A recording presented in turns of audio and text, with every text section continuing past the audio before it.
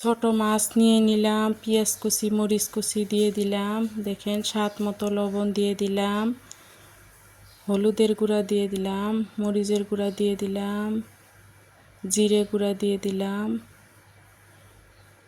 সরষের তেল দিয়ে দিলাম।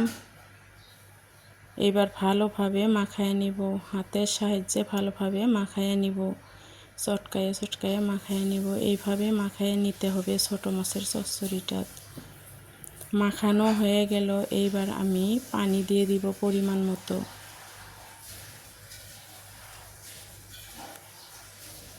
পরিমাণ মতো পানি দিয়ে দিলাম। এইবার গ্যাসটা জ্বালিয়ে দিব, জ্বালিয়ে কড়াইটা বসাইয়া দিব, দিয়ে ভালোভাবে জাল দিয়ে নিব। এইভাবেই ছোট মাছের চচ্চড়ি বানাতে হয়। আশা করি আপনাদের ভিডিওটা ভালো লাগবে। যদি ভালো লাগে লাইক কমেন্ট শেয়ার করেন, সাবস্ক্রাইব করে দিয়ে নতুন বন্ধু হয়েন, সাথেই থাকেন। এইবার দেখেন সবজিটা আমার আদা হয়ে গেছে, তারপরে আমি বিলাতি ধইনা কুচি করে দিয়ে দিচ্ছি।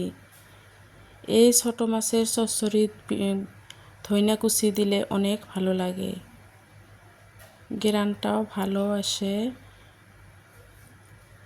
দেখেন ঝোলটা অল্প শুকিয়ে গেলে আমার সবজিটা হয়ে যাবে।